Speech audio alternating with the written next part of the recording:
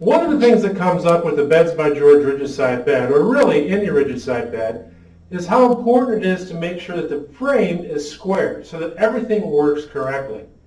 The easiest way to check that is to simply take a tape measure, have someone help you, and measure corner to corner. So I'm measuring from this corner to that corner, and it's going to measure 92 1/4 on this particular bed. Then I go to the opposite corner, making sure I'm measuring to the exact same points, and we check the dimension, and it should be very, very close to 92 1/4. In this case, it happens to be.